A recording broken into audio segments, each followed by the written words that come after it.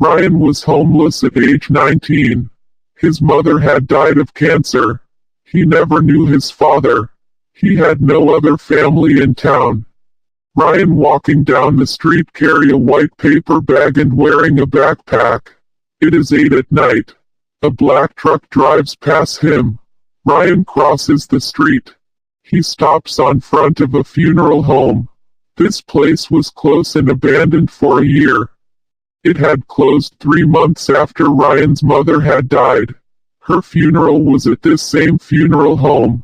Ryan climbs up the gate and jumps over. He's inside the back of the funeral home. This was going to be his first night staying at this location. The past 2 weeks he had spent the nights at the abandoned old hospital. Last night a drunk had entered and started a fight with another homeless staying there. Ryan had decided he wouldn't return to the old hospital because that drunk had scared him and Ryan wanted to stay very far away from him. Ryan walks to a broken window and steps through it. He's in a dark room. He feels water on his shoes.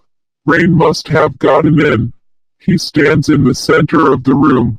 He opens the backpack and pulls out a flashlight. He closes the backpack and turns the flashlight on. He points the light around the room. It's an empty room. The floor is covered in water. He sees the light switch. He walks slowly to the wall and clicks the switch. Lights don't turn on. He points the flashlight at the light bulbs and notices both are broken off. He walks out the door into a hallway and moves forward and turns right. He enters a room that has a circle wooden table, a sink, and microwave. Appears to be the catering room. He walks to the microwave and notices the time on the screen. This lets him know the power in this room works. He clicks the light on in the room. He turns the flashlight off and places it on the table. He puts the white paper bag on the table too. He looks at the microwave cord connected to the wall. A free connection available. He opens his backpack again. This time he pulls out his phone and charger. He connects the charger to the wall and to the phone. He leaves his phone on top of the microwave. He sits on a chair by the table. He pulls out his wallet from his backpack. He gets a stack of money out from his wallet. He counts $44 bills. He puts the cash in his wallet on top of his donation card. He sticks his wallet back into the backpack. He suddenly hears something. It sounds like wood breaking. He jumps out of the chair. He grabs the flashlight and walks out into the dark hallway. He slowly walks into the lobby. He sees the light switch and walks to the front desk and turns the switch. The lobby is now in light. It appears empty. He walks to the front door. The door has a chain and lock. It looks locked tight. He walks slowly back to the catering room and sits. He places the backpack on the table. He grabs the white paper bag and pulls out a bag of chips and a bottle of water. After eating the chips and drinking the water, he stands. He closes the door and locks it. He lays down on the side of the table in front of the door. He sleeps till 1 a.m. He gets himself up. He needs to go to the restroom. He opens the door. He grabs the flashlight, turns it on, and steps into the dark hallway. He looks around. He notices the men's restroom is in the corner before the lobby. He walks to the restroom and slowly opens the door. It is dark. Using the flashlight, he looks for the switch. He finds it and clicks it. However, it stays in dark.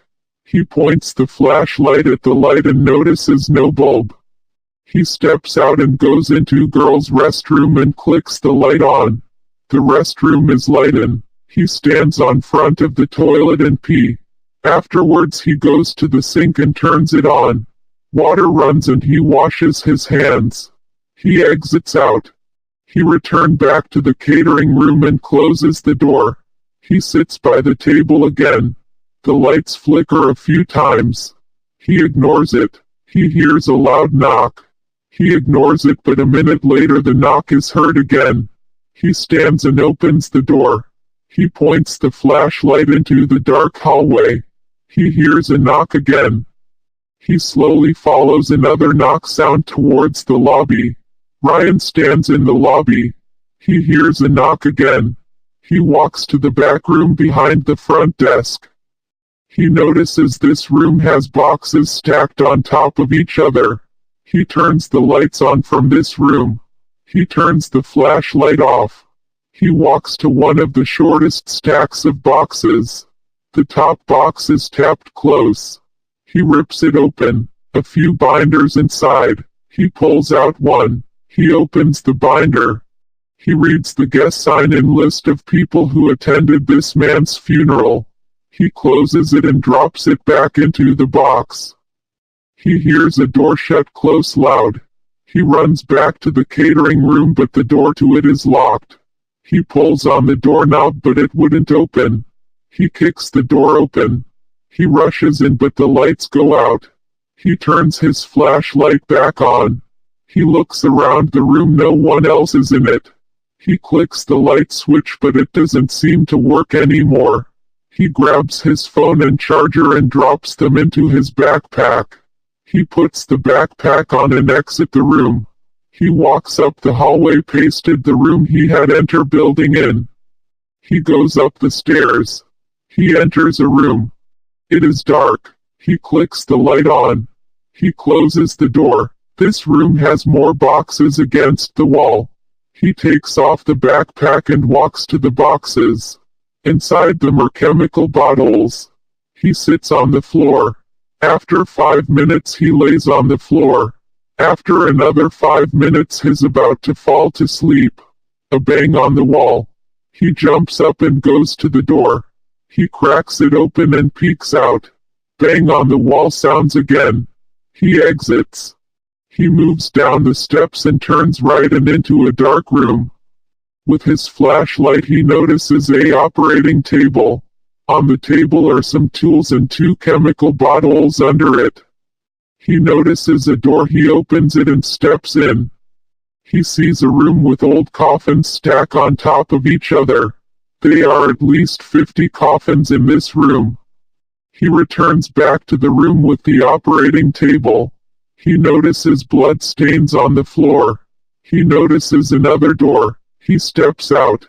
He notices a small hall that leads to a curtain. He walks forward and goes into the curtains. He stands in front of a door. He hears knocking again. He opens the door. He sees a coffin in the center of the front of this room. On front of the coffin rows of benches. He uses the flashlight to look for a switch. Finds it next to the door and clicks the light on. The room is not in darkness anymore. He turns the flashlight off. He walks around the coffin and on the first row of benches. He stands looking around. He hears the knock again. This time sounds closer than before. He looks at the coffin. He hears the knock again. He walks up to the coffin. He notices it isn't locked and slowly opens it. Inside a 40-year-old man's corpse. He can smell the strong smell of death. He leaves the room. He is now by the stairs again. He hears a bang and rushes into the operating room. He goes into the next room and rushes out of the curtains and out the door. He hears a bang and hides behind the first row of benches. He hears a bang again. He looks at the coffin and notices it is empty. Fear comes over him. He turns around and the 40-year-old man is standing behind him. I hope you liked my story. Be sure to subscribe for more. and thumbs up, like this video if you enjoyed it. Goodbye. D2Diz, D2Diz, D2Diz is the best YouTuber in the world.